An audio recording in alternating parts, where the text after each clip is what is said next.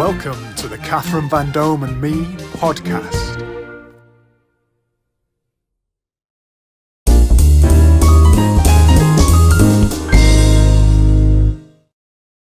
Hashtag hosts and the HQFM quiz and bingo software are proud to sponsor the Catherine Vandome and Me podcast. With HQFM quiz and bingo software, you can use this interactive quiz software at any venue. All you need is an internet connection. Go to hashtagquiz.co.uk for your free trial today.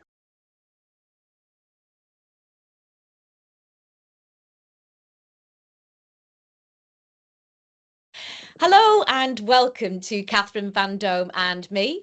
And today I'm joined by a very talented guest who is an actress, a duty stage manager, and she's also a costume dresser.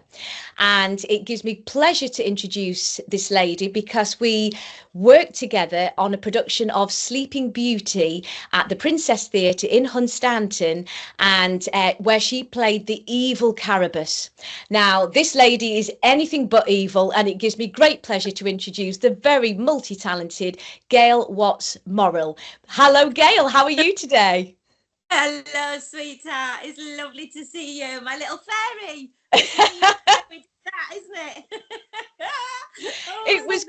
It was great. What a wonderful memory. We played together. You were the Carabosse, the baddie in the pantomime, and I was the fairy sunbeam, the goodie. And we played. It was a Barry Stacey and Keith Hopkins production, and Keith starred in the show with us. The wonderful Keith Hopkins, who played Appy, which was he was the Dave, wasn't he? He was. And that year we got snowed in as well. Do you remember? Yes. Home. We were like a little family, our own little Christmas family, because we got snowed in. Oh, it was crazy. It was good times. Good times. It certainly was. It certainly was. Not only have you had a colourful career, absolutely fantastic. It was such a joy to work with you, and you really do have all these multiple gifts, and it's great to hear that you've also worked in different fields in entertainment as well, because this is a celebration of entertainment. So can you just tell us a little bit about who you are and what you've done, and then we're going to go back to your childhood and see what started you off in the first place? Oh my goodness. Best parts ever, which I have absolutely loved across the years, is the baddie. The baddie is the best part in the world because you get that immediate reaction of people. You know if you've done a good job, if you frighten the heck out of them, especially kids, they cry, bonus. But it is, you get that immediate reaction, and you've got so much to get your teeth into. I love the baddie parts. I've been very fortunate over the years where I have had I've had goodie parts, I've had fairy parts, the comedic roles, love it. You can get your teeth into comedic, but you can bring that into baddie as well. Yes. I just think it's more, the villain is always a lot grittier character to really sink your teeth into, and I love those parts. Plus the fact it's so different from me. I'd like to think I'm not a baddie. Oh, not at all, not at all. So it just means it's nice to put a different hat on and just be able to explore a character that is so not me, and you can play with it so much more. It's more fulfilling. And what I wanted to also ask was, as well as the acting, just to touch on all the other components of theatre. So what else have you actually had the opportunity to do as well, Gail? Oh, lots of things. I mean, I've done a lot of backstage work. So I've done what's called DSM, which duty stage manager. I've had the opportunity of doing that in this country, also in other countries. Wow. Which is an experience. It's very challenging when you're in a different country and they don't speak your language, you don't speak theirs, and yet you have to try and communicate to get a show up.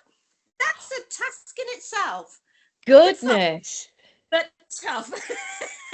Wow. But love the company. The majority, I think, bar maybe two people along my long career of about 20 odd years on the boards and 37 in a theatre, I could probably say there's probably only 2 people that I've not got on with, which I think is quite an accomplishment. That's incredible. I can't imagine anybody not getting on with you. You are smiles all the way, giggles all the way. Oh, bless you. No, but you always get people you can clash with, but I think I could probably count. There's probably about 2 that were like not happening.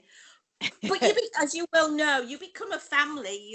Yes. You all have each other's back. You all look out for each other. It's an experience that nobody out of the arts world will understand. It's just a different world that you do get close, and you do experience stuff that nobody else will ever understand, what you've gone through and how close you can be, even though you don't get to see each other anymore. You can still, like today, really, I've not seen you for years, but we can still Pick think up. back to how crazy it was all those years ago when we did it was nuts. And that is just so nice to have that. And I still have that when I work at the local theatre. I mean, all the way along from me being 16, I started a job there, and they've always kept my job open. Wow. So I've gone away to college, I've gone away to train, I've toured, I've done theatre in different cities, and I've always come back. Yes. I started as a front of house, working as an usherette. I then I did security, I worked the bars, I did the dressing, which now and again I still do dressing. And what's dressing, Gail? What's dressing, Gail? Dressing is when basically you are backstage. You have the artists that if they have to come off stage and go back on in a different outfit in the blink of an eye, that's what you do. You strip them down, you get them dressed, you push them back on. It's crazy. But it's so fulfilling when you know that you've hit your mark and they're on, and nobody ever knows the craziness that goes on in the wings. Well, we're going to hear about that today. So that's a bit of a surmise of who you are, what wealth of experience you have in the entire industry, because that's what this channel's about. We want to hear about different professionals who've worked in different parts of the industry, and you've obviously been front of house, front of the stage, behind the scenes, and you've had regular positions where people have recalled you to come back. So you're obviously a very likable person as well, because you don't get recalled unless somebody connects with you and you're working part of a team as well. So I always say to everybody, it's not just about the performer out front, of which you are celebrated, so talented as well, but it's also how all the components work together behind the scenes, and very often the unsung heroes like the dressers, whose responsibility is to whip your clothes on and off. And you've made it when you've got a dresser, because I remember on the cruise ship I had 13 costume changes per night, but nobody took my clothes on and off. I had to do it myself. And what can I say? So that's a real joy when you know that somebody can do that for you. But no, honestly, it's wonderful to hear what you've done and what you've achieved. And we're also going to move on to, you've got 2 gorgeous girls as well, who they're in a very different career, but also a very celebrated and very talented girls as well. And we're going to hear about what they're doing. So we're going to take you back, and we're going to take you back to your youth. And first of all, we all want to know where are you from, where were you born, and a little bit about your childhood experiences that perhaps encouraged you to go onto the stage when you were little. Is that something that was there then? So first of all, where were you born, Gail? I am Hull born and bred. From Hull, and I'm still living in Hull. I came back, and I'm still here. My senior school drama teacher got me into drama. When I was, how old would I have been? 13 when you go to senior school. It's all changed now, isn't it? Yeah, we went when we were 13. A most amazing guy, I will never forget him.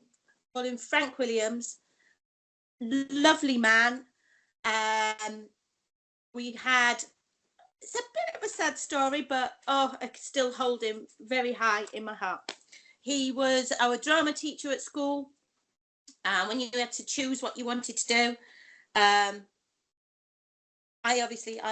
chose drama because he made it so exciting to a subject that was amazing. And which school was this, Gail? Which school was this, Gail?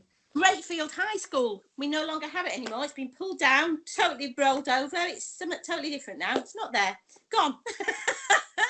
And he was also a jazz player in that he used to do a lot. And we had the summer, and then we were going into our subjects like you do. And that summer he went onto stage, he performed, and he died on stage. Yes, he died. You did. Amazing man.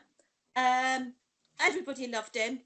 His wife's opinion was he died where he wanted to be. Yeah. Which was lovely. So lovely. Wow. He got and how old was he, Gail? How old was he when he passed away? He was actually quite old. He's a fount of knowledge. He must have been in his early 60s, easy. He was quite an old chappy. Hang on a minute, that's only 10 years away. But back then, that was really old to a 13-year-old. We were like, oh my God, he was so old. But very true. Retirement was earlier back then, wasn't it? As we creep closer to it, that's like, no, that's young. Yeah. I thought you were going to say 90. So God bless his soul. He died doing what he loves. That's how I want to go. Definitely. But he was, and the first thing I ever did was Oliver at school, which I think most people do that. And I was Charlie. I had one line, and I had to say, "Now's rags, Fagin." That was my line. That's what got me into the industry. That's incredible. So what was his name again? The gentleman? It was Frank Williams. It was lovely, Frank lovely man. So did he take you aside and say, I can see something here, Gail, there's something that you've got, or did you sort of feel compelled by his teaching? What did he encourage you to do? It was just the way he taught. He was absolutely, he made you engrossed in everything, and it just taught you everything from your makeup to the lighting, to like where you should position yourself on the stage to be in the best place. It broke everything down. He told you everything, and it is something that it stays with you, doesn't it? It's like certain along the way, you don't forget some of the things they say to you. He was one of the main ones that when I first started out is exactly heartbreaking when we found out we didn't have him when we went back to school. So was it within your time at school that he sadly died? Yeah. What production was he in, Gail? What production was he in when he sadly passed? He was on the stage playing I think it was a saxophone he used to play, because he was in a band, and he was playing that. Yeah, he was in a jazz band. Yeah. So the curtain came down. And that was it. Yeah, that was it. Wow. Yeah. I mean, we have to be careful with our hearts, because we're so passionate, and it's a very high energy profession. Yeah. And obviously if he's using instruments as well, which is his lungs and everything, and then he's got this high energy in class at school, it is an industry where we can get poorly, unfortunately, because we do have to push ourselves, very mentally and physically challenging jobs. But he was your wonderful first sort of instrument, if you like, literally instrument to show you what opportunities you could have in the whole of the theatre. It's interesting that you say he didn't just talk about acting, he talked about the whole production. Because before that, from the age of 4, I was training to be a concert pianist. Wow. He was the one that sort of, I was like, oh, this seems a little bit more inviting. So, I never stopped doing the piano. I still kept that alongside, but I then went into, I mean, I came home and I said to my mum, I want to do acting, and she just laughed. Did she? She just said, really? That's Just like laughed. Bob Monkhouse. I want to be a comedian, and they just laughed. That's fantastic. So, talking about your wonderful parents, your mum that I met, gorgeous lady. Just remind us of her name. Pat Watts. Pat. Yeah, Absolutely lovely. she used to be a costumier for a lot of professional companies, dance schools, whoever wanted her. She would literally be able to do an outfit overnight. She'd get a phone call going, we need a costume tomorrow, can you do it?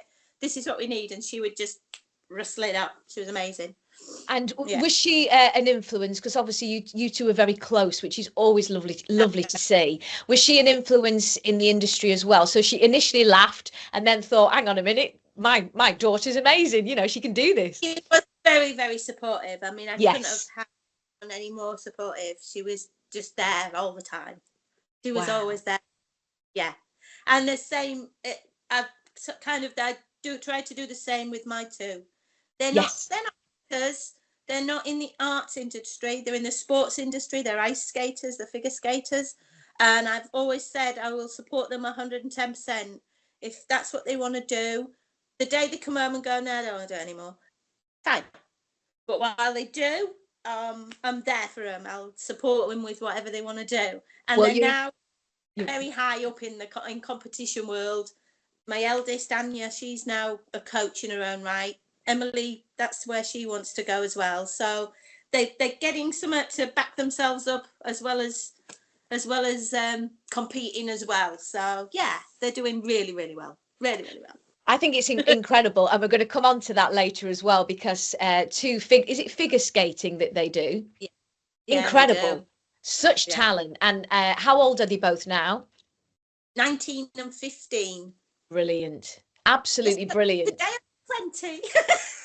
They're what? Sorry. I said, I don't look a day over 20. I was going to say, they say physical impossibility, Gail. Physical impossibility. So, but the main thing is, going back to you, in primary school, that was where I was first introduced. I think I was 4 when I was a little goblin shoved onto the stage with a bucket, and they all sang "Run Little Goblin, Run Along to Market," and I got a laugh because I had a little rotund belly and my little blue leotard, and I ran off. No one else wanted the role. And as soon as I got the laugh, I thought, this is great. So I just wondered, in your childhood, did you have any sort of little memories like that instigated it before secondary school?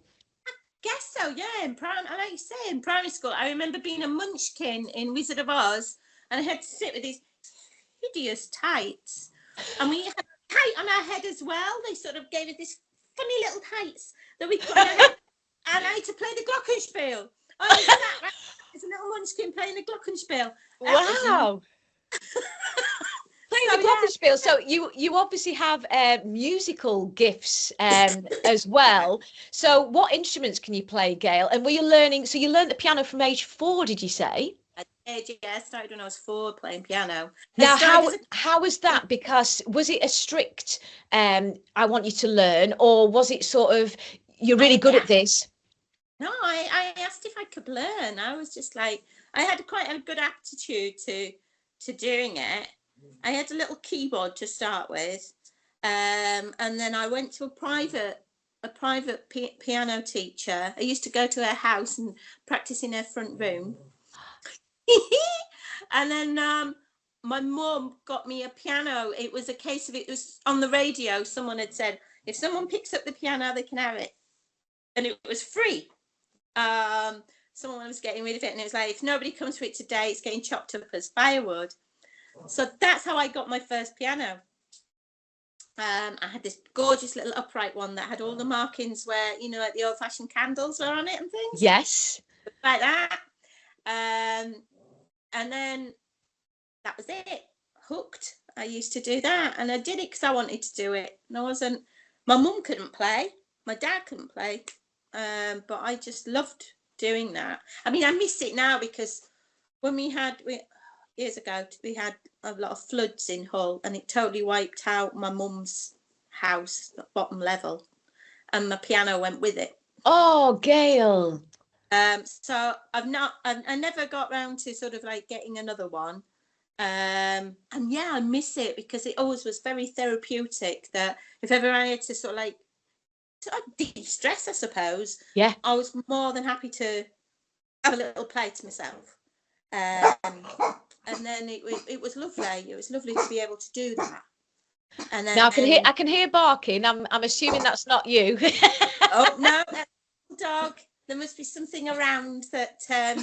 Maybe he can sense Tinker, because I've got little Tinker by the fire here, and sometimes he appears on screen. It's this is like a cup of tea and a chat with me and Tinker. So, what's your little dog called, Gail? Daisy. Daisy. Is he pick upable? She is, if she'll let me. So, hello from who have you got there, Daisy? Daisy, look, there's Tinker. And there's Tinker. He's waving at you.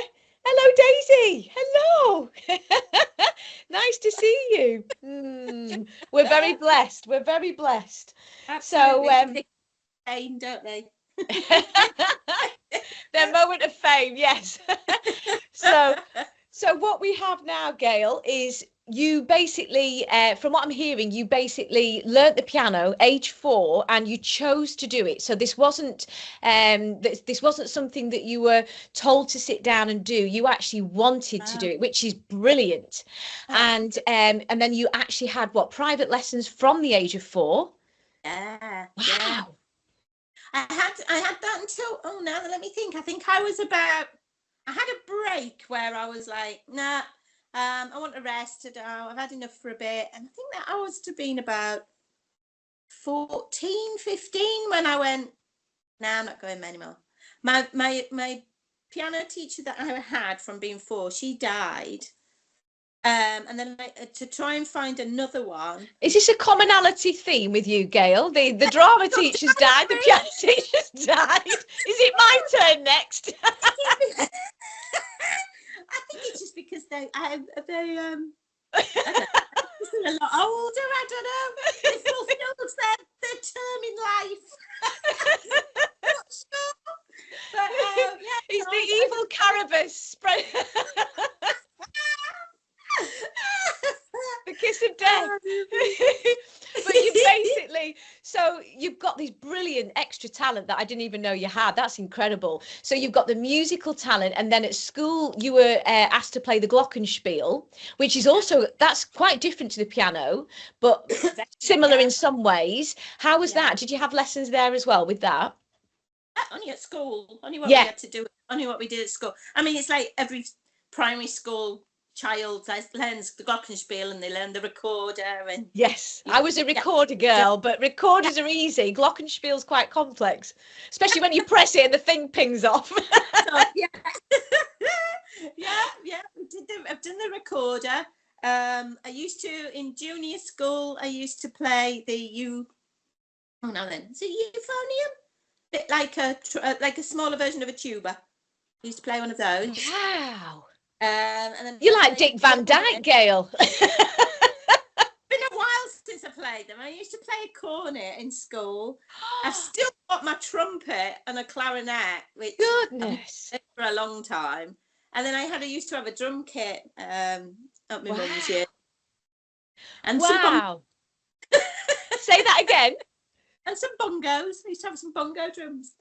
Yeah. So I think I've still got them somewhere. I'm not sure where they are. So you've got all these wealth of musical instrument gifts. I mean, goodness me. And to hear that you started at age 4 gives some sort of professionality to what you can actually do. You obviously are very naturally, I don't know what that was. Is he sneezing? She's sneezing. So you've got all these different hybrid of musical skills as well. And if today's podcast does anything, I hope it encourages you to get back onto the piano and maybe get yourself, back into the instruments, because those are, as you say, they're brilliant for stress relief. I play the drums and the organ, which is an odd combination. And But I'm not sure it's to your level. But those are the instruments I enjoy. And but anything that you blow, I'm I'm going to cut that out. I know what you mean. I know what you mean. I'm not an instrument person who can actually. I don't know how to phrase that. Instrument. There you go. A wind instrument, anything that's a wind instrument, I struggle with. I don't have the lung capacity that you obviously have got that gift on. So so that's that's something. Maybe I'll keep it in. So that's something that you have a natural talent. I'm going to have to change this. You obviously have great lung capacity, Gail, in order to play wind instruments, which is brilliant. So you've got all these musical abilities. You've also got the drama that you're starting to work towards. How about dancing and singing? Because you have those gifts as well. What happened there? Did you start to go to dance school or? Do dance until when I decided I wanted to go away to train. I wanted to go to a college. I used to. I must have been about, oh gosh, I think I was about 15, 16 before I actually went to a dance class. And I went into an adult dance class and I did tap. Wow. And I used to do it with all the oldies, all the little pensioners. It was great. We used to do tap class. It was lovely. I loved it because I didn't really have any coordination when it come to dance. It was a bit, I was always quite flexible, but I was never really coordinated. That's unusual because you've obviously you have to have coordination to play the drums because you're doing opposite rhythmical things and you need it to play the piano. Yeah. Why do you think it was in the physicality of the body rather than? I don't know. I just was never. I mean, one of the first I did. I did a show where I had to learn to polka with someone, and oh my God, it was a mission in itself. I must have been about 15. I must have been 16 when I did it, and my coordination wasn't the best. Thankfully, the partner I had to work with was so patient and he was wonderful and taught me and I was all good.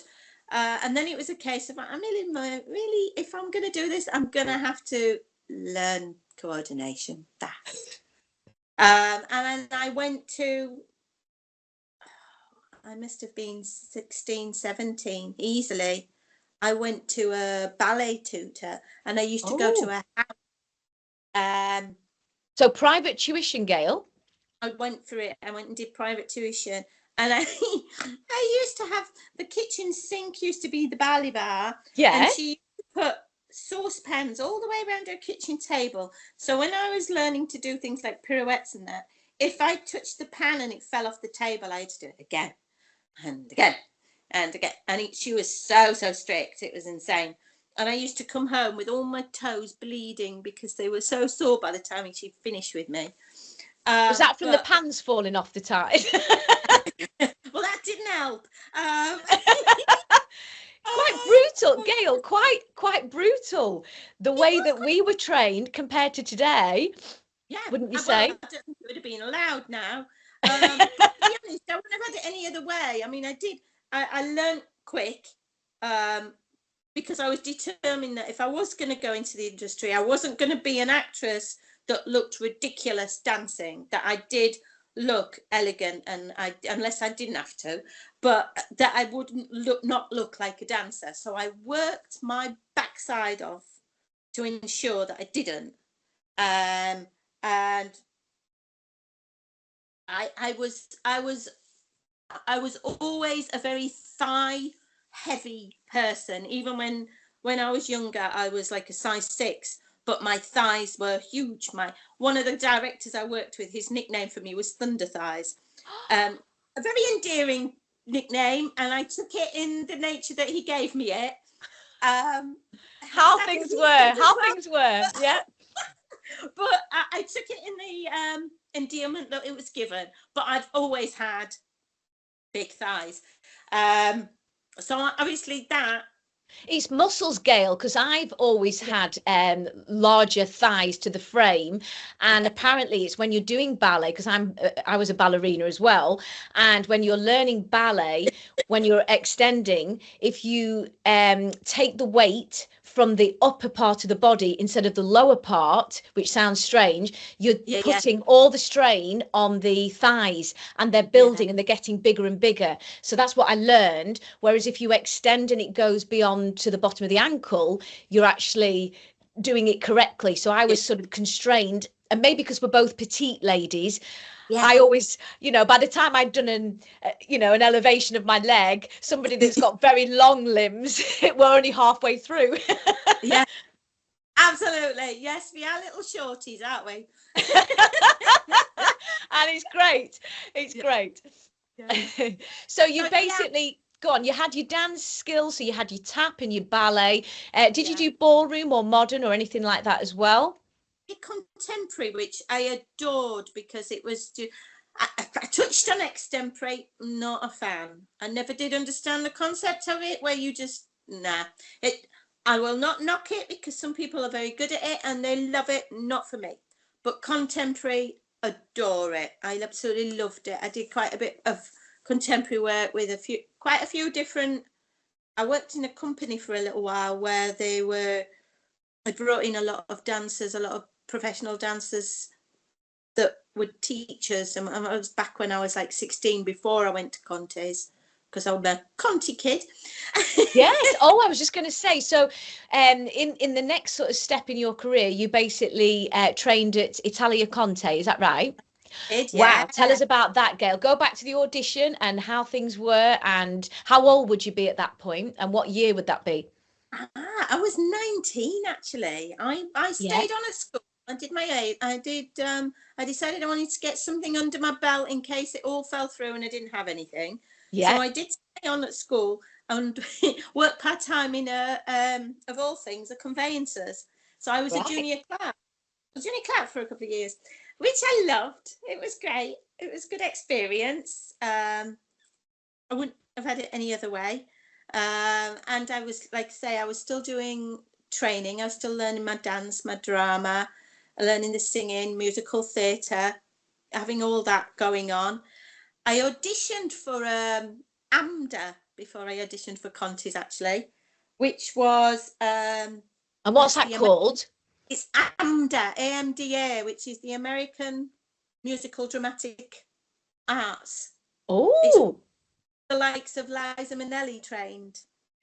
Um, is it's this in amazing. America? This is in America. It's an American. Yeah, yeah, yeah, yeah. It's the school's on Broadway. Um, and I auditioned there and I Wow, got in. Gail, you got I in. did get in.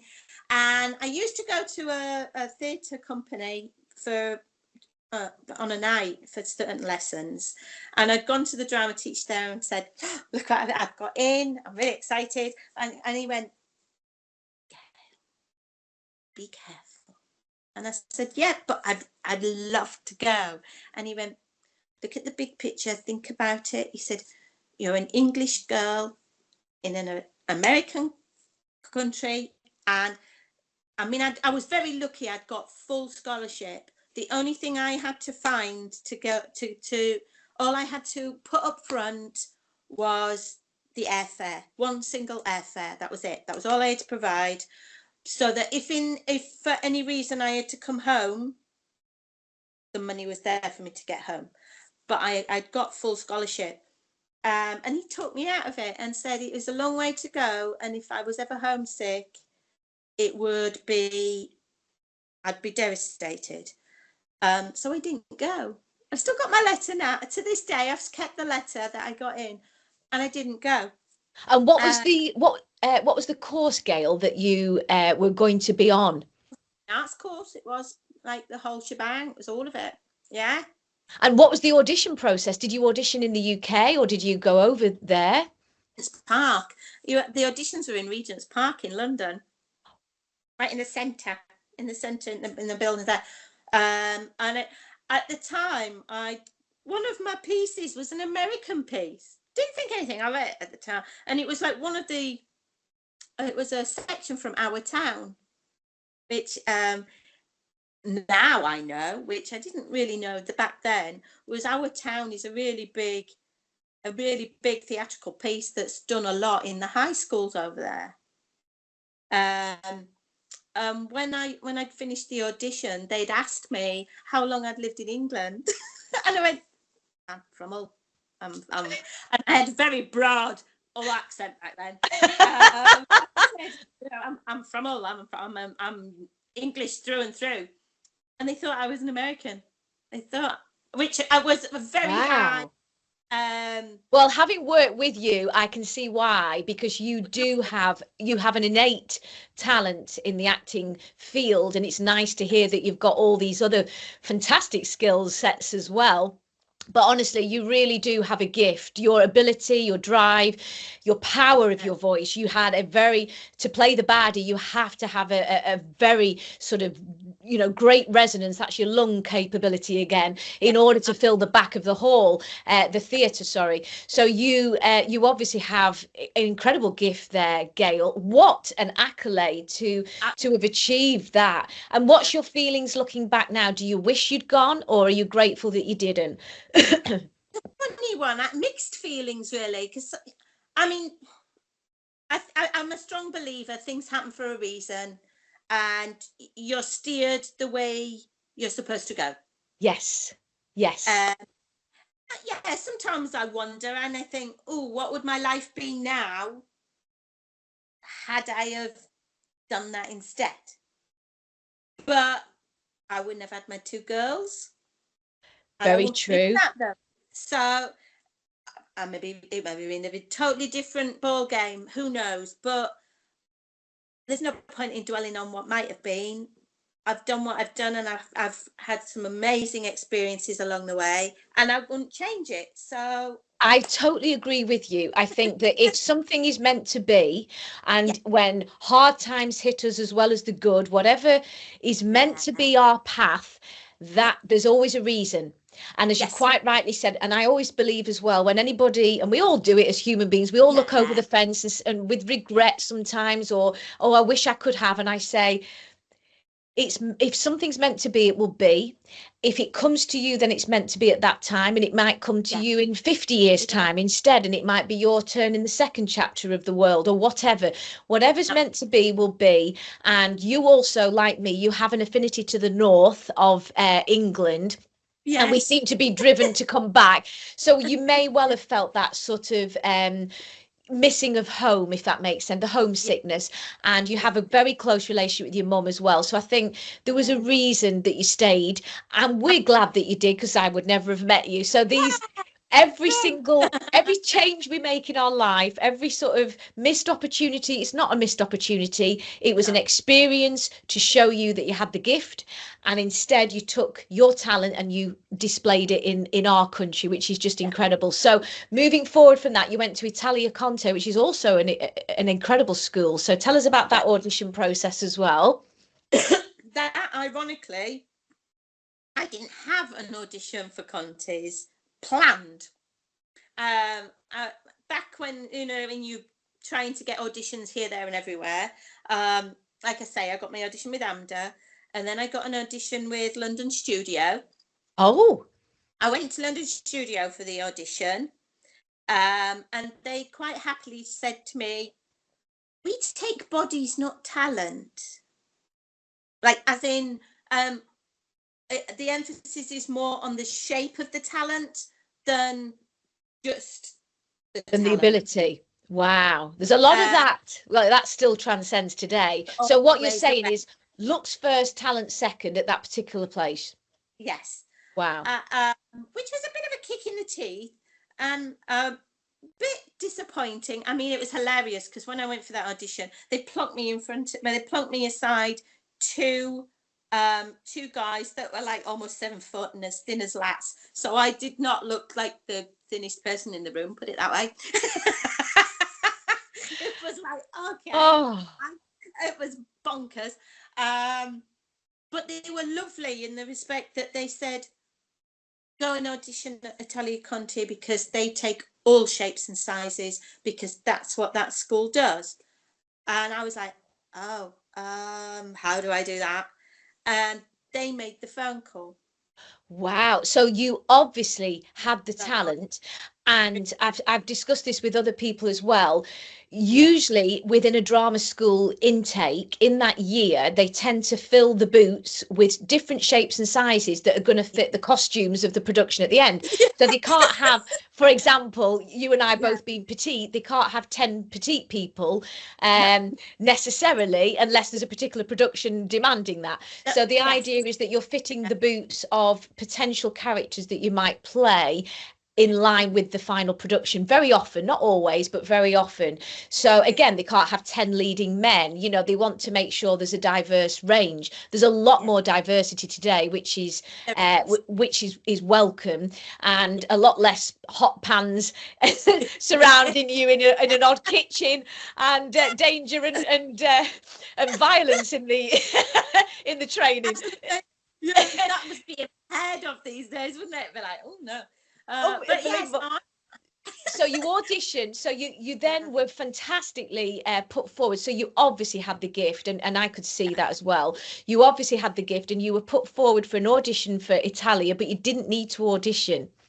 Well, no, I did audition, but like I said, the time factor, that time slot for you getting an audition had gone. That, you know, like that, where, you know, like the intake, and they have like a certain like time span. Yes. That had gone. But because London Studio rung them and said, you've got to audition this person, they fit me in. They did fit me in. So I did the audition on the Friday. On the Saturday, they told me, and I think I had something like a week and a half before I went. It was that, dun, dun, dun. It was just all slotted into place. And then I went. At the time, I was like, oh my God, I've got nowhere to live. I've got that, you know. And my piano teacher, her daughter lived in London. And on the Saturday, I used to have a lesson on a Saturday morning. And I was in my lesson, and my mum rang and went, you've got a letter from Conti's. Do you want me to open it? And she opened it and said, oh, you're in. And it was like, oh my goodness. So I relayed it to my piano teacher, and I was like, I've got nowhere to live. And she went, it's fine. It's fine. Julia will look after you. I'll ring her. And to this day, Julia is my godmom. And we are still, it's like the big sister I never had. Julia and I are still very close from all those years ago. Wow. She's just part of the family. She's just part of the family. So Julia put you up. So the daughter of your piano teacher from age 4 put you up in. So can you see this succession of progression of what's meant to be? The world opens up if you keep opening it. So what I love about you is you didn't say, well, I didn't get that, and you didn't take it too much to heart. It is a very much often still today can be, do you fit the role, are you the right size, shape, and etc., which is very sad, but getting less and less so, and certainly less strict, less rulers smacking the backs of your legs. So the great thing about today in the progression, what I'm hearing you say is that somebody had your back. So the London, which school was it again? The London Studios, which is near King's Cross. And I don't know if they're still there now, but yeah. So London Studios were the ones who basically put you forward for Italia Conti. And then when you got to Italia Conti, how was that? What did you do there? Same audition pieces? Yeah, I did do the same audition pieces, same dance stuff, and that's it. I was in straight away. Wow. It was a full day of auditioning. Yes, yeah. As it goes, you have to do a drama piece, a song, a couple of dances. Then they sort of like pull you about and see if you're flexible, and then ask you a lot of questions. Here's a piece, read it and tell me what you can do with it, and all that jazz. Quite literally. So fantastic. So when did, and you found out via letter within a not long period of time? Yeah. Fantastic. And then you start here, so you've got Julia's accommodation in London, it's all fitting into place. And how was the year at Conti's? How was that? It was hard. It was hard work. I mean, I was there. The first year is basically what they call a foundation course.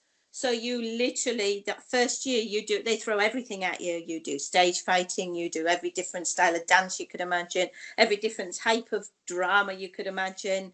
So you had your TV drama, your camera acting, your theatre acting, your everything, improvisation, all that jazz. And then the second year, they then start throwing dialect at you and all your musical theatre, to singing, everything gets thrown.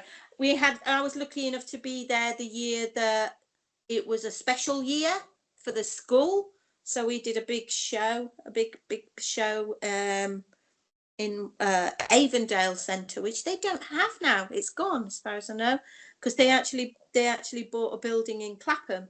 So although their main building, which still is there in Barbican, that's still there on Goswell Road, but they had another place that they bought in Clapham North called Avondale, and I actually moved over to there in my third year just to do primarily drama.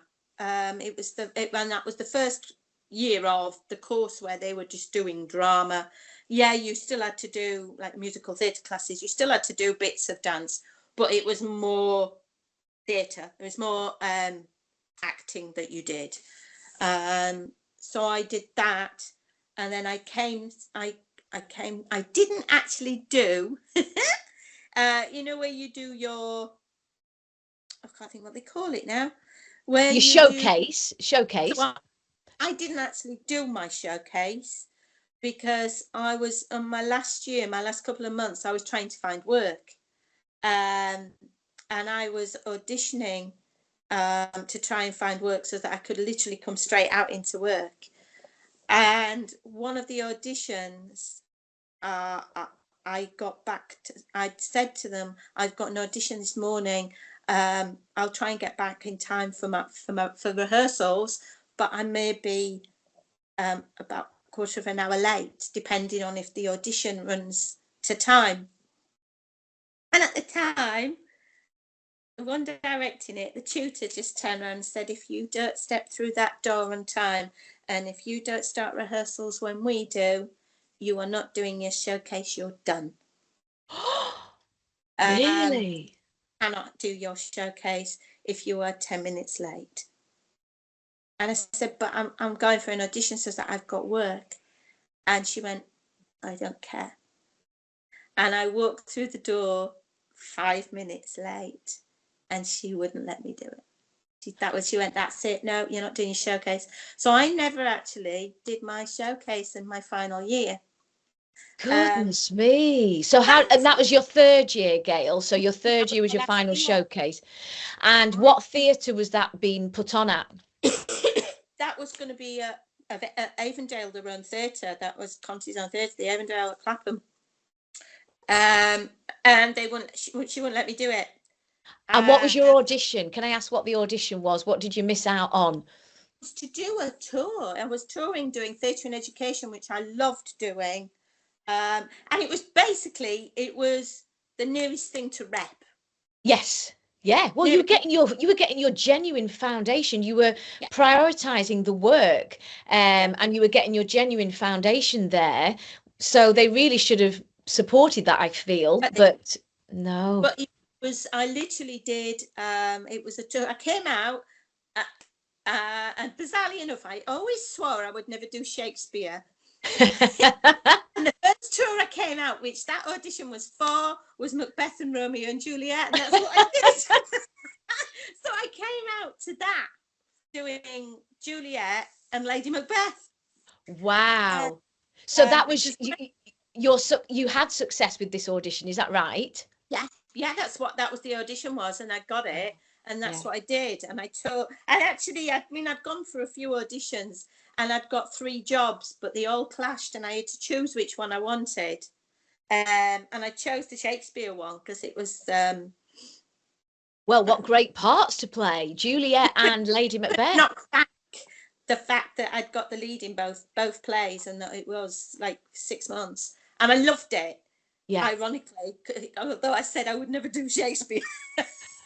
Well done. I mean, that just shows that just shows what a wonderful hybrid of skills you've got, because not everybody that works in Shakespeare can do musical theatre, but you have this wealth of ability and strength to cover all of those modalities. So well done, Gail. I mean, that also, I want to ask you a question that will, how would you encourage somebody today in the same situation? What would you say to them? Would you say stay with the showcase, or seek your own?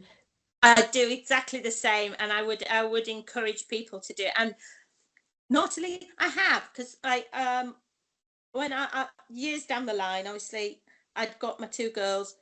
Italia Conti did open up an associates in Hull, which I ended up teaching for a while, and then became the manager just before COVID.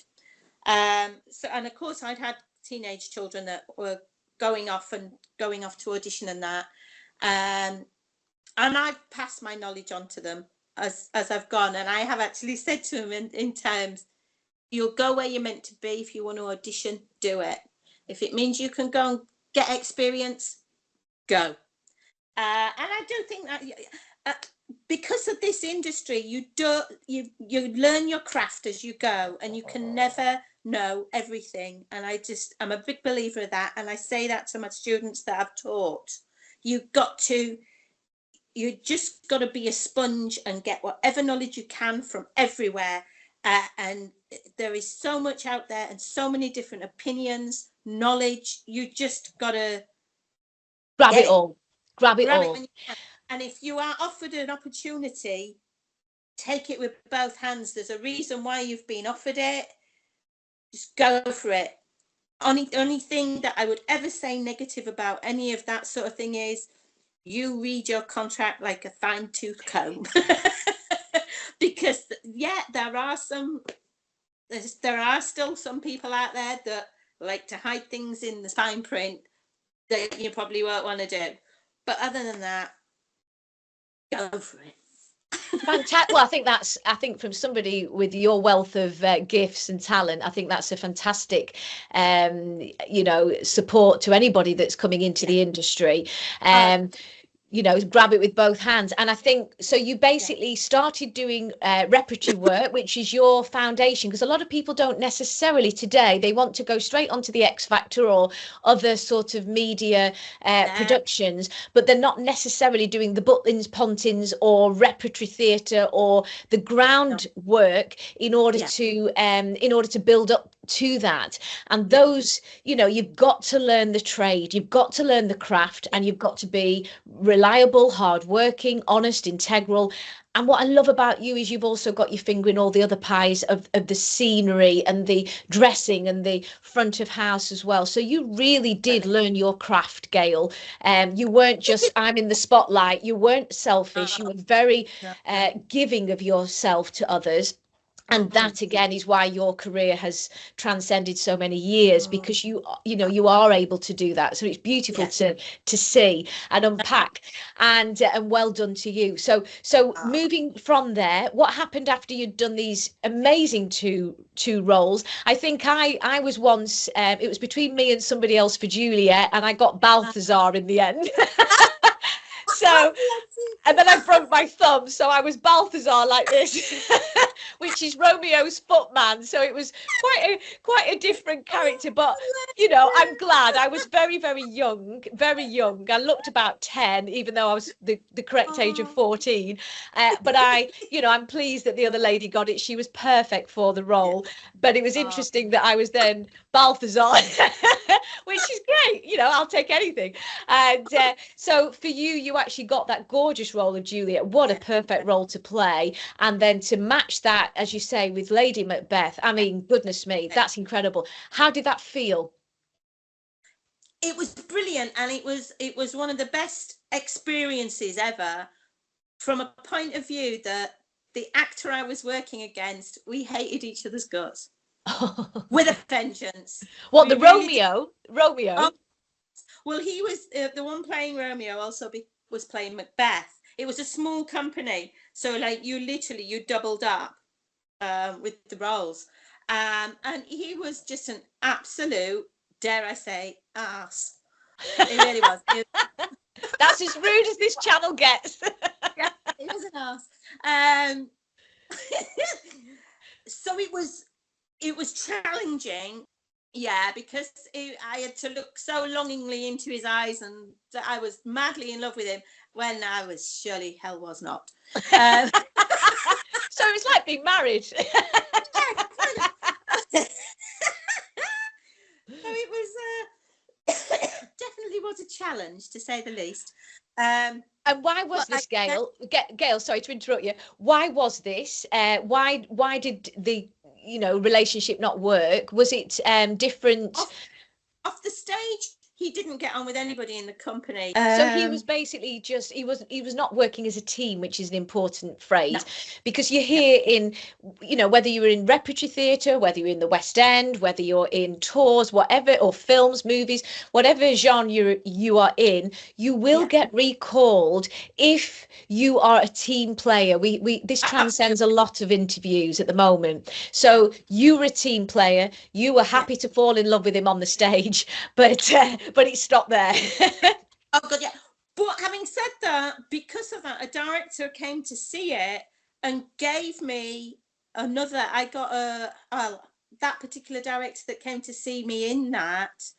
I worked with him for, I think it was about 10 years on and off afterwards, because he took me, because of how I performed in that, took me straight on, and then obviously over the years he'd found out that we really didn't get on at all. Oh, I see. I really thought you loved him, and I'm like, well, thank you. That's your acting, Gail. Thank you very much. But no, we did not get on. And you know what? There is a lot of that on stage. You can be performing and you can have your arms wrapped around your cast. We did not have that at all. We were blessed. We had a great strong cast when we did Sleeping Beauty, and we'll come to that. And the majority of people do work as a team. I mean, it just escalates after that, because then you just get one job after another. Then it's still hard work. I mean, I'm sure, same as you, we've gone on many auditions where they're not as successful, and you just get on with it with another kick in the teeth. What I was asking there, Gail, was you've gone on tour, you've done these 2 lead roles. What happens next?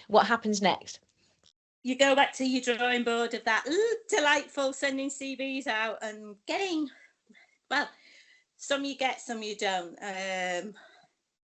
But you just gotta crack on. I mean, I had many a time where you sent stuff off and you get the rejection letters. Of course you do, so you're not right for everything. I mean, they're not allowed to do it now, but I've even been rejected because I've had the wrong colour hair. Really? Can you tell us what your hair colour was? I'm a ginger. I am actually ginger underneath all this crazy. I never used to dye my hair when I was working, but when I was treading the boards, I never dyed my hair. It was ginger, and it was my colour. Beautiful redhead. Another phrase, beautiful redhead. Yeah. Yeah. And then once I'd stopped doing so many roles, this is my only vice now. I just got crazy coloured hair. It looks great, Gail.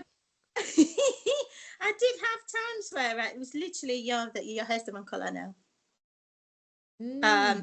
I remember going for an audition for a tour that was doing Greece in Ireland, and they only took blonde-haired people.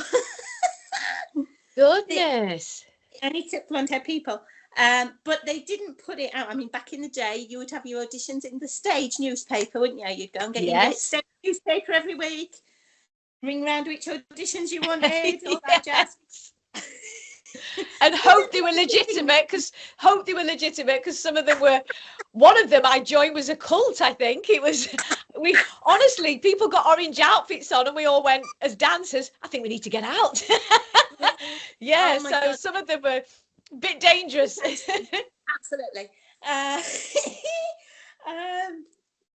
Oh yeah, you do So get you'd go into the Stage magazine back in our day, as you say, you'd circle what auditions, and go on, tell us from there. there was many delights of. I mean, I used to nickname it the cattle market auditions, where like you'd turn up at the theatre when there was like people queuing all the way around the theatre, waiting to go in and do their 2 minutes worth of walking on stage to be told next. That's exactly it. Yeah, you don't necessarily have to do anything, just walk on and they go next. Yes, it is. I was like, okay, then fine, fair enough. And you'd get up early in the morning and you'd have a bit of cereal and you'd get your makeup on just for that 2 minutes. Yeah. And the delights of going into the toilet before you go onto the stage, where other auditionees were trying to psych each other out so that you wouldn't actually get as far as the stage because you just got too freaked out by that point. Yes, it's so true. So true. And you just think, oh my God. What a world. Well, why this? I had a guest on who was describing how now today the audition process, he now helps in the West End artists who are nervous in that state. Anthony Bristow, he now guides people onto the stage and helps them psychologically calm them down before they go on. That, he said himself, is a role that just wasn't available for us. It really was a cattle market and get on, get off, and if you're lucky, they'd say, okay, there's something there, and they'd give you an extra 2 minutes to continue with your song. If you weren't lucky, you'd get 2 lines next, and you hadn't even finished your 4 lines. I mean, I remember that one of my most favourite auditions, I never got the part, but it was one of my favourite auditions, was Martin Gare, many moons ago. I saw that. I didn't even want to go for the audition. One of the guys that I was touring with went, oh, I really want to get in this. I really want to, will you come with me? And I went, yeah, all right then. And I went with him to audition. You'd be great for that. I got through to the next level. He got booted out in the first session. Oh. I got through to the singing bit. And then, because I'd gone through the dance bit. Dance bit was hilarious. I couldn't bloody keep up. I was making it up as I was going along. Did you ask them to put pans in a circle? Yeah, I didn't feel comfortable without them. No. And it was the best audition ever because I didn't want to be there. And because I didn't want to be there, there was no anxious stress at all. Yeah. I literally just enjoyed myself. And I just think that is a big, big factor, especially to pass on to anyone. If you want it so desperately, you have to talk yourself out of it before you go in, because they can smell the desperation. Yeah, they love fear. And once they smell it, you're scuppered. It's like when someone has farted and walked away, it's still there. What a great acting synopsis. But it's true, isn't it? It's like they smell the fear. Yes. And then I mean, yeah, you'll get an odd director that can see through that, and that because you're nervous, everything tends to go wrong because you are so desperate. And I once auditioned for Les Mis, and I wasn't expecting to get through the first verse. And when I got to do the entire song, I was so taken aback that at the end, I scuppered myself by saying, I do comedy, and making them laugh. And the guy backstage was roaring. But obviously, you know, you almost press your own eject button because you hadn't realised that they were, you know, I thought, are they asleep? Have they forgotten? But for a nice reason, for whatever reason, they were allowing me to sing to the end. But when you're not used to that, so like it is, you just think, oh my God. And sometimes you get through the singing, sometimes you get through the dancing, sometimes you get through to the end, and you never knew, Gail, did you, why? And you'd think, well, yesterday I got through the dancing for such a musical, today I'm getting through the singing. Why is it so unstructured? why is it a case of that I'm getting through one day and not the next, and then you start thinking it's your looks? And that's something I want to go on to as well, because it's an industry, as you quite rightly said, where somebody once said in an audition, I won't say the musical, get off my stage, and has anybody looked in the mirror recently? And those are the sorts of comments whereby that really can destroy somebody. And you know, I think it's important for the health, your health and welfare, and you know, the integrity who you are and what you look like, because we're all different, we all look completely different, and that should be celebrated. That really should be celebrated. And if you look a certain way, and you can also play, as you quite rightly said, a dual role of two characters, for example, then we ought to open that up a little bit more. And I think that is happening more so today. But in our time, those auditions were brutal. But the purpose of that, in some respects, was to sort out those who had the mental clarity and stability. And like you, I went to drama school, and I think the drama school gives you that opportunity to self-analyze. And I like playing comedy old grannies, so I never had any ego or thoughts beyond that. I just remember in childhood my drama teacher saying, stop playing old ladies. And so I thought, right, I'm going to make a career out of this.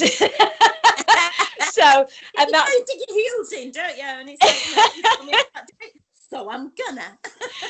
so for you, you didn't sink. You can sink or swim. You didn't sink. You kept going. You kept your head above water. And what advice would you give to somebody who is in that situation today, that's perhaps having a few rejections? What would you say to them? Get yourself someone, make yourself aware and recognize that if you will have somebody around you that will always be there to catch you, your safety net. I mean, I wouldn't have got as far as I had without my mum. My mum was there 24/7. I didn't always need someone to go, mother me. Sometimes I needed someone to be brutal and go, get a grip. You need both. You need someone that will be flexible and know what to say to you in order to get you through it. Emotionally, did you go through any sort of break emotionally in your career? You know, did you? Everyone does, yeah. I think you do. You do get to a point where you, especially if it's a part that you really set your heart on and you think, I could do this, and then to get the kick in the teeth of no, you can question whether or not you're in the right industry. It's like, am I really good enough? Should I be doing this? And I think it's not so much if it's a part that you don't see yourself in and you go for it. I think it's one that it's one you'd always wanted to do, and then someone goes, no. Yeah. I think that is worse. And is it a case of don't take it personally? Don't take it to heart? Yeah. Because there are so many people in the world period, not just the arts, that are more than happy to break a person down so that they feel better. Yes. There's always people like that. My opinion, which I've learned over the years, which you don't always recognise when you're younger, and I think it's a factor that in all walks of life, if someone is talking you down, they only achieve it if you let them. Very wise. You can give them the power.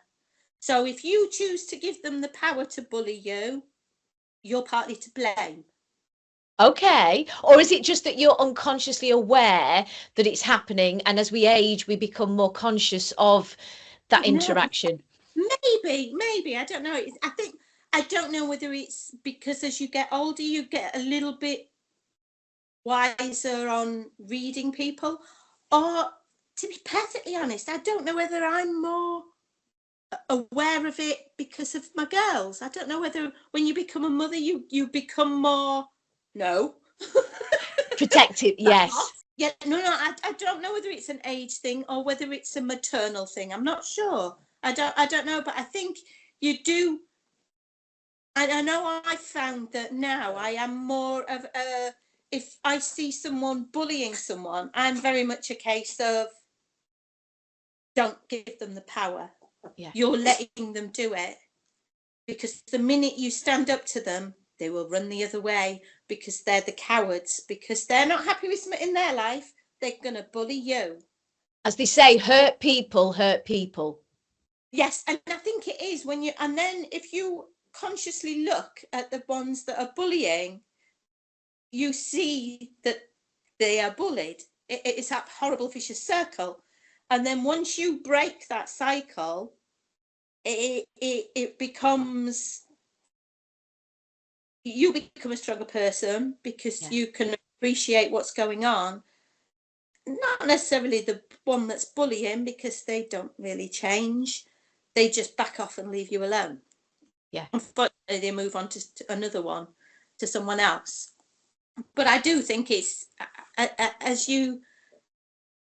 the more knockbacks you get, the stronger it makes you. I was going to say that's really important, Gail. So for anybody, for example, who has had a smooth run, some people, they go to drama school, they get straight into production, but they don't get the hit.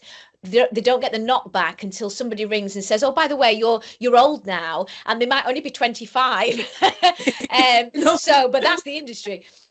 For women in particular, but I empathize with what you're saying, whereas somebody like yourself and myself, when you've had a succession of knockbacks, and for me working in stand-up comedy as well, that's a hard industry, and that really can be very brutal, because you're either funny or you're not, and it's that simple. And so all these character assassinations that we've had, you can either once again sink or swim, and I think they only go to put the layers on, the strong layers, which can, as I say, make you or break you. And what you're advising, and I agree wholeheartedly, is for the youngsters today, and very well worded there, Gail. Put your armour on, remember that hurt people, and they're hurting, so somebody's hurting them for them to hurt you, and that would transcend a marriage, that would transcend a mother-daughter or mother-son relationship, and all connections in life, and friendships as well. And choose your friends wisely. That's something that I hear in a lot of artists when they are slightly older. You want to bring in people who are not toxic, people that actually admire you, who are there for you. As you and I have just said, people like you and I who can pick up the phone after however many years have gone by, but you just know that that person's going to be there and have your back. Definitely. And I do think it's getting worse and worse as the years go by. The way things are portrayed and changed now are almost making it too easy for the youngsters. It makes it's like go to someone to be counselled and they'll sort you, and it's taking away the responsibility of being able to stand alone. And I think it is quite a lonely industry to be in. Even though, like you say, we do along the way, we've been very lucky to have, gain not a blood family, but a family, really. An entertainment family, an industry family. Definitely. And I think the industry now, more so, that it's not, they're almost throwing them out of college, or even taking them out of college early to plop them into the unknown with no life support. Well, that's and drowning. Very interesting. Very scary. I mean, doing the dressing at the theatre, you see it more so, because a lot of the companies that are touring now, a lot of the casts are very, very young, and if something different happens to what they've done in rehearsal, oh my God, they are like scared bunnies in headlights, and they really don't know how to deal with it. Whereas, like, when we were in the industry, it was a case of every day there was something that was going wrong, or it went different, or you just got on with it, cracked on, off you go. They just freeze. I was just going to say, so what I hear you saying is the foundation really of a drama school, which goes through all of that. And I can now see why, when I was university qualified, why I wasn't getting through certain auditions, because the drama school does give you the foundation of the ups and the downs. But on literal terms with set, I remember on the cruise ship, they literally shut the show down when half of a car on stage started to veer to the left, and we realized that one of the engines was dropped. So the show was then closed, so the ship was rocking. So there's a physical thing where we were taught, though, if your costume falls off, you keep going. It was very much like that. And and as you say, all these quirkinesses, all these theatrical mishaps where the show must go on, students today perhaps haven't got that grounding that you and I had. So something needs to change, doesn't it? Definitely. I mean, it's just even the technicality of when the mics go down. Yeah. They don't know how to use their voices anymore. And you're like, get a grip. Easy for us to say. I think easy for us to say the hard knock school, but I think you're absolutely right. There's a bit more protection today, which is also nice as well, because I didn't. It's finding that balance. I didn't fare well with being shouted at. I was quite frightened of everything. You know, you'll have known that I was quite a sensitive person, still am hypersensitive. But I also, you know, would keep going. I never gave up like you. So we're all in a different skin for whatever personal background reasons. But at the same time, what I hear you saying is you pull your socks back up and you get back up. And today there's a little bit less of that. And we need to sort of commandeer our children and people around us. And for me, niece and nephew. For you, it's your own children that you've been gifted with, which is just great. But the main thing is giving them the background, giving them the support, like you say, in the counselling if they need that.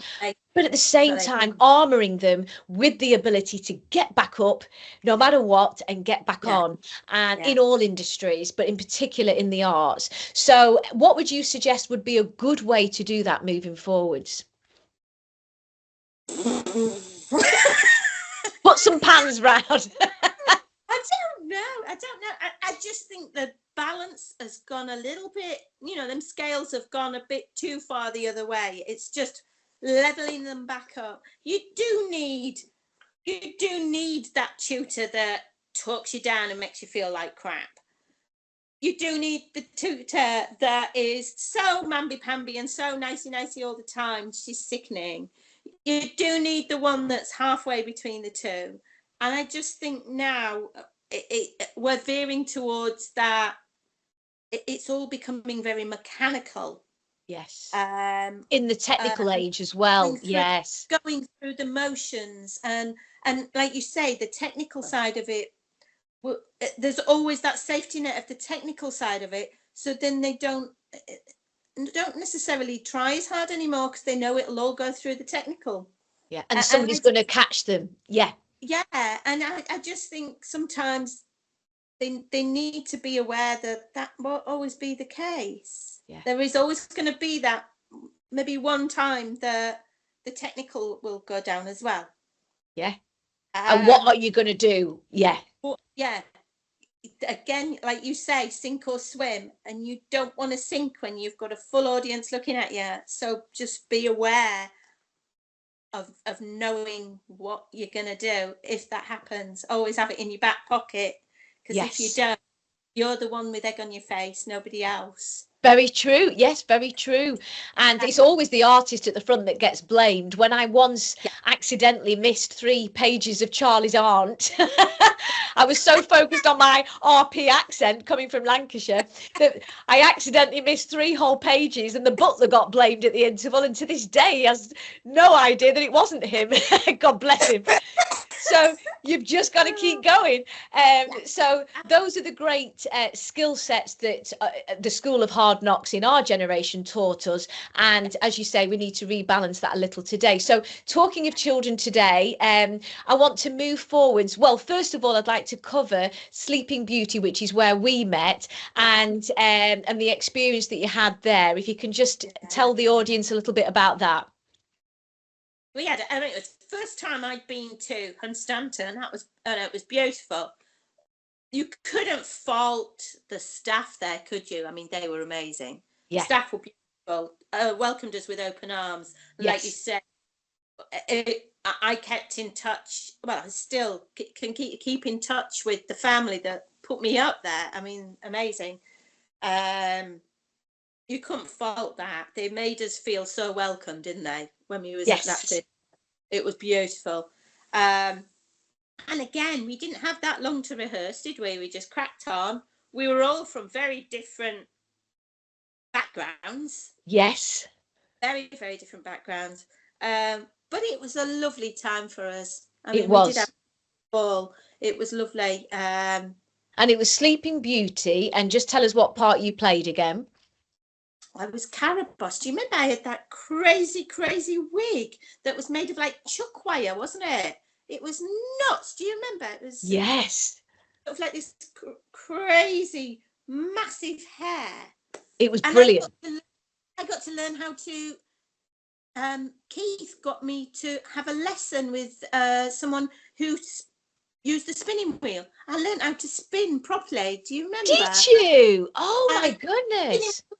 Stage, wasn't it? And he took me to this lovely lady that actually showed me how to do it properly, because I didn't want to look, because I just think I didn't want to look stupid and that I didn't know what I was doing, and I got to learn how to actually tease it properly and actually do it, and it was a working spinning wheel at the time, so I did actually learn how to do it, which was fascinating.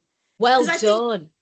I think with any part, if you're going to do it properly, you need you've got to throw yourself in wholeheartedly so that Absolutely. you've got the full character. And I loved that because it was great, because it was something I would never have dreamt of doing, really. I Yeah. mean, it's not And that's there you another go, I'm gonna go and learn how to do a spinning wheel.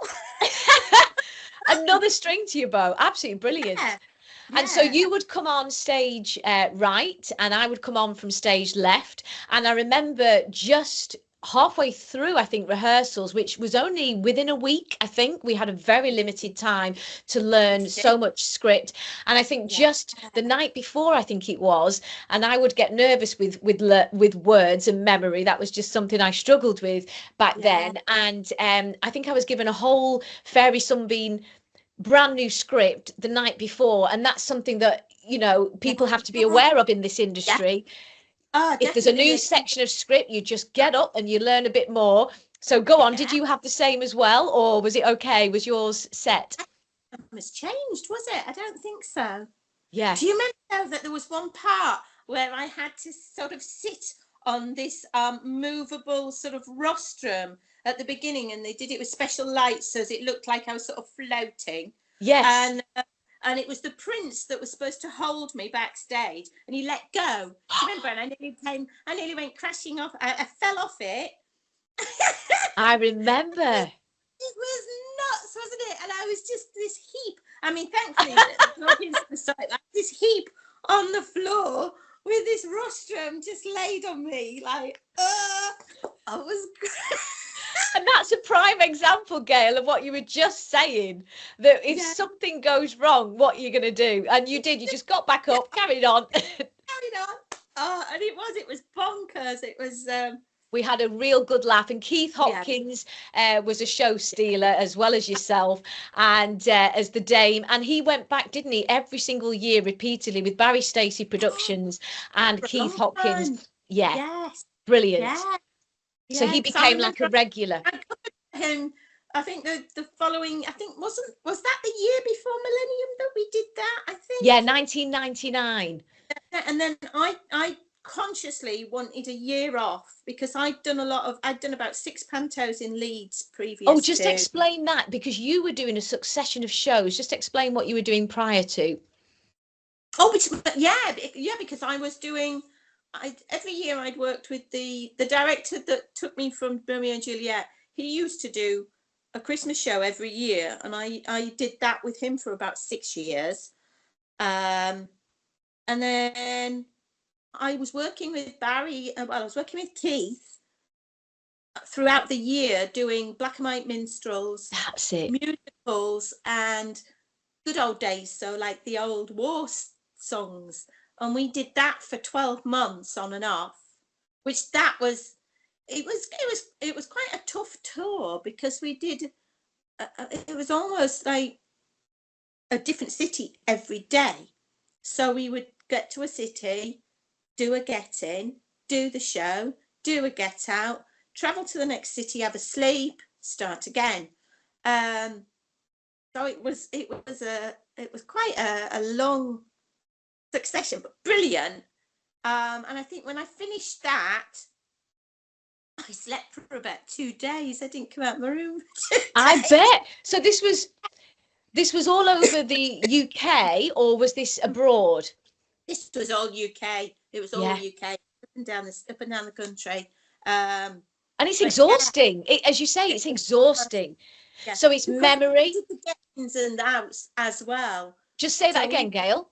We was doing what was called the get-ins and outs as well. So basically, we were setting up all of the stage. We were putting the curtains up. We were sorting the mics and everything. We did that within the company as well as performing, and then doing the get as well. So it was hard work, but great. Yes. Yeah, absolutely. Very rewarding. Yeah. Oh yeah, definitely. But tiring. Yes. No wonder you needed to lie down as Carabas. Yeah. So after that, Gail, just moving forward a little bit, you then went into DSM work. So we want to hear a little bit about that, because we don't want to run out of time. So in your DSM work, if you can just share a little bit about that and explain again what DSM means. Well, the DSM is Deputy Stage Manager. So that's basically where you run the show. You're the one on the book, which is a script, and you're the one that tells everybody what to do. So basically you tell the actors that they should be standing by on stage. You tell all the sounds and the lighting and props, all of that. You control when they've got to be ready and when they've got to do it. And where are you, Gail? You're in the wings, aren't you, with the mic? In the wings, the mic. And then you actually do. When I used to do the DSM, invariably I used to be the company manager as well. So basically I had to communicate with front of house as well for any of the things, and make sure the company was happy, sorted as well. So it was kind of like a dual role that I used to do. And where did you do this, Gail? I did it in Hull, but I also did it in Saudi, in Riyadh. The Riyadh one was the challenging one, because what crew was there at the theatre there didn't speak English, and I didn't speak Arabic, so it was kind of a battle in itself for communicating. I remember, in order for the curtains to work, I sort of had to go no, and that was like how we had to communicate with each other. Wow. I mean, thankfully, the electrics and the lighting and the sound was our people on the system, so that was fine. But literally, the guy that I had to do the main curtains just did not speak English at all. My goodness. Yeah. But yeah, you get times like that, don't you, where you have to overcome a. It's so true. It's so true. And I once had the pleasure of working with the children of Chernobyl when they came over to the UK. And again, they were teaching me more Russian than I could communicate the English. And it was a dual thing. But that's where your mime and your puppetry. And I think we were doing a Michael Jackson routine, and eventually they would say, Michael Jackson, cool. And and unfortunately that was their limited English when they went back. So again, it's learning through mime and other there's so many other modalities, and that's where theatre and expressionism is so, and gesticulation, all those qualities are so fantastic and so integral, so needed. And today we're losing those, as I've discussed in other podcasts, and we must retain them. They are absolutely the powerhouse of humanity. We need them to audition for jobs, we need them to interview, we need them for self-confidence, teamwork. There's such a plethora of community links, confidence building, and so many assets that you have all of those. So you're backstage in Saudi trying to tell somebody to shut the curtains. Can you share with us what one of the terminologies of break a leg? You and I both know what that really means, but talking of curtains, if you can explain what break a leg means to the audience. It's a term of endearment, really, between. It's the camaraderie between performers, isn't it? That if you say break a leg to someone, it means good luck, knock 'em dead, you'll do a cracking job. Although I think years ago, like in the history way back, break a leg actually meant I hope you break your leg because I want your part. Okay. I was taught that break a leg was the leg of the curtain. So it's yes, because I was shocked. So it's actually to have so many curtain calls so that the spindle, if you like, of turning the old-fashioned curtains in a circle was to open and shut the curtains so many times that the leg of the curtain breaks. Now, I didn't know that. No, and I say every day's a learning day, especially when we're northern. Because I learned that too. I went all through drama school not realising, thinking it was legs. And it was, you was just hope to God that someone broke their leg so you got their part. Well, who knows? But I think that makes more sense, so that the curtain opens and shuts so many times in succession at the end with the bows. Break a leg. Have so many bows that the actual curtain leg snaps off. So that seems to make more sense. But yeah, I thought I'd share that. I don't know much. I'm a minder of useless information. But yeah. So maybe, you know, that's something when you do go back to Saudi, you can teach them.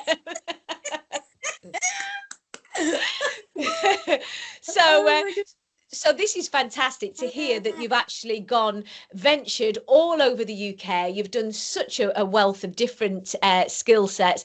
And today, Gail, what brings us into where you are today? Because I don't want to finish today without hearing where you are today and what you have ahead for you as well. I'm still in the theatre industry. I mean, I work in 2 different theatres and the City Hall in Hull. So I'm a casual duty manager. So I run it from the front now.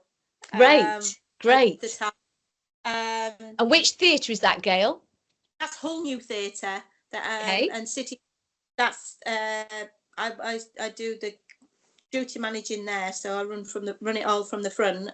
Again, I still dress there, so I still dress people there. I kind of get pushed into all the different things, all the different positions, because I can pretty much get slotted anywhere. So it's wherever they need me. That's credit to Frank. That's credit to Frank Williams. Have I got that right? Definitely. I mean, and I do wigs now and again as well. So if they need someone on the wigs department rather than the dressing department, I do the wardrobe as well. So I have that lovely painstaking ironing now and again. I do that. You know, people just think that the costumes come in all beautifully done. No, there is backstage ironing and pressing them and steaming them. And this comes from your mum, doesn't it? This talent of costumes comes from your mum as well. So that's fantastic. And and now I want to move forward to your children, because tell us what blessings you have there. And it's not entertainment in acting and performing on stage, but it is entertainment in the genre of ice skating. So tell us what your girls and what their names are. Anya is my eldest. She's 19, and then Emily, who's 15. Anya's done skating since she was the week before she turned 4. She's skated since then. And then Emily's been pretty much around the rink ever since. She sort of first put ice skates on when she was 2.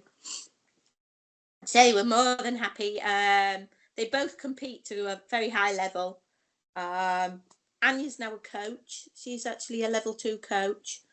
It's the way Emily is veering that way as well, just so that they can actually teach their craft and still do their craft. So they still compete.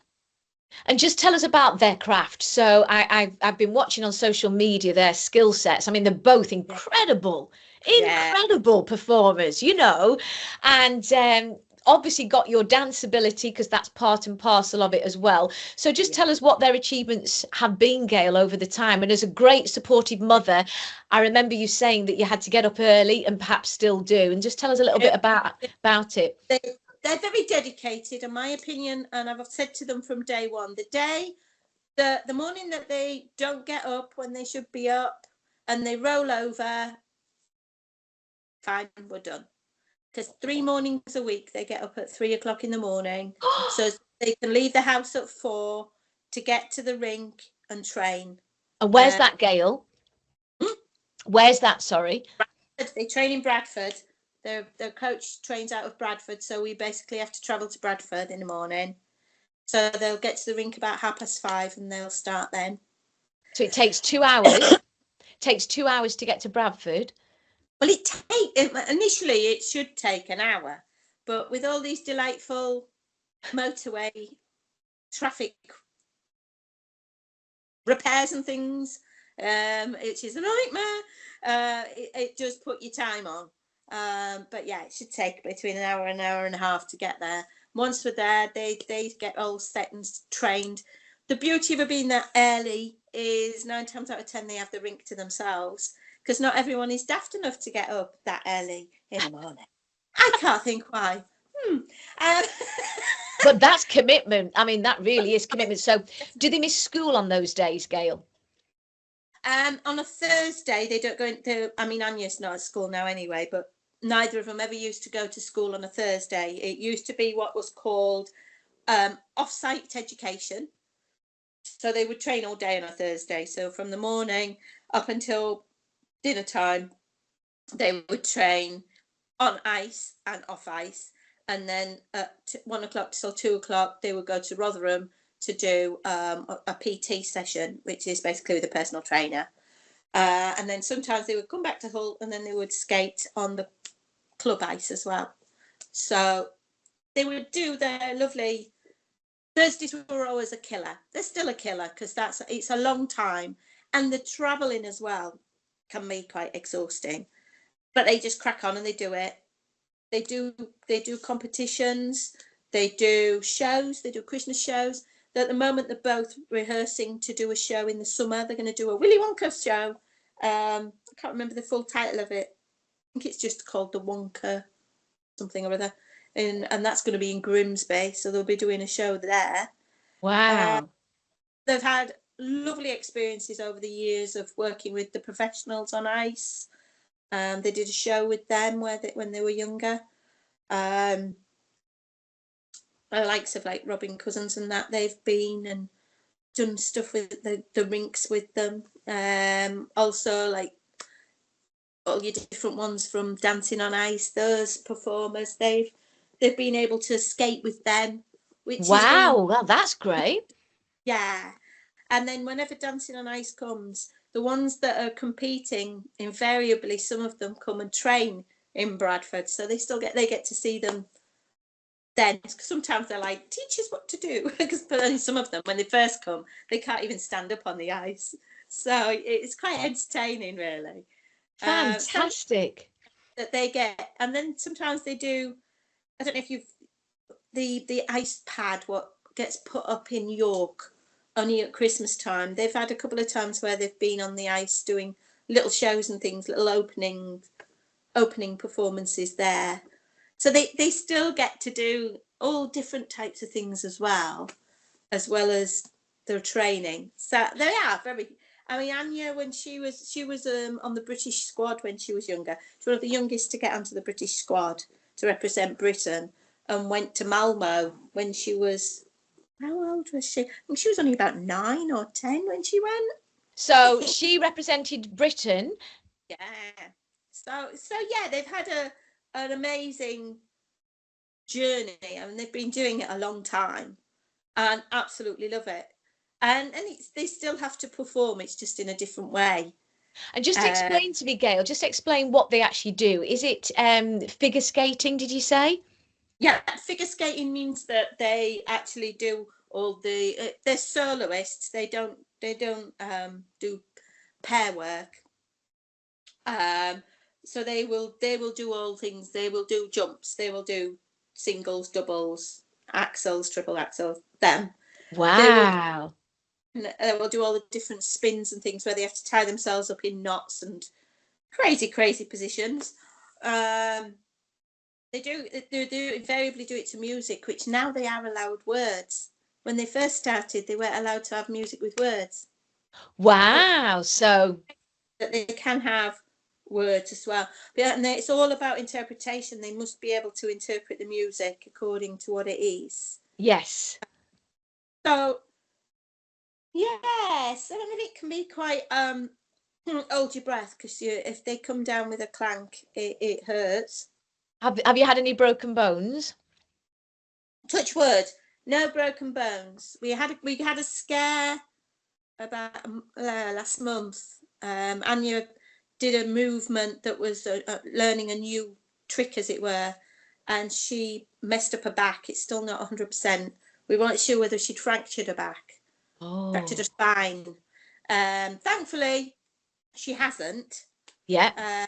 It's just where the muscles have all spasmed around to protect her. Yes. Back. So it hurts. It's niggling. She's just got to be patient. I mean, that's a factor that neither of my two are patient. If they hurt themselves, they just want to crack on and keep going. I can't think where they would get that from, Gail. And me too. Very impatient. I think the arts people are. We want everything done yesterday, which absolutely. Oh, yeah. hell yes. But that's an accolade to you as well, Gail. The way that your mother nurtured you, you also have got that nurturing for your children, which is just brilliant. So you've basically given them your heart and soul, your time, your energy, into you have to drive them. You've got to, do all the supportive things that your mum did for you. And I think, that high credence to you as a mother there, because you're doing such a great job. Yeah, just have to. I mean, I just think if the support isn't there, they can't do it. And it's so, like I said to them many times, if you decide you don't want to do it, I'm not going to be one of these skate mums that goes, you will do it. If you don't want to do it anymore, that's it, call it a day. Absolutely. And rather than call it a day and enjoy what they've done than force them to carry on and be miserable. I don't see the point. And I think that is a big factor that has to be recognised in life, that there are so many mums and dads out there that will push their kids when they're trying to say no more. Yes, in any industry. Yeah, and it's recognising you've got the empathy and the sensitivity and the wherewithal, having had the career in the arts as well, to see if something is working or not. And your beautiful children are reveling in it. They're thoroughly enjoying it. And from such a young age, the way that you and I have enjoyed our world on the stage. And I want to say today, Gail, it saddens me that this has ended today. And I hope I can invite you back in the future. I want to say it's been an absolute pleasure. Absolute pleasure, Gail. Absolutely. And I just want to say thank you so much for sharing your story, your wealth of talent, the talent of your children as well. And I want you to give the last sort of word. What is ahead for you, Gail, and what are you looking forward to? Do you know what? Something that I've always wanted to do, and I will do it. It's not as yet, but I'm working on it. I want to go to one of the to Thailand. I want to go there and do like one of the monk journeys and do one of those. You and me both. That's something we'll book. All right, then. We'll do it together. That is one place that I would love to, just for the peace and harmony and tranquility of just not having to have anything, and just to that is something that is my goal. Before I die, I want to go and do that. I thoroughly support that. And that leans towards the health of today, which is meditation, which I do every single day. And I think that transcends what you're saying is we've had quite high, excitable worlds. And it's balancing that out as well with a monastery. So I look forward to seeing you in a cave next to mine. Excellent. We'll do that. At peace. But thank you for sharing your very exciting career and life with us today, Gail. And God bless you. And thank you for all that you've done in your career to inspire everybody else as well. And I wish you all the very best ahead, and long may your career continue. Lots of love to you. Thanks again, Gail. Yeah. Real pleasure, Gail. Thank you so much. Bye-bye, love. Bye.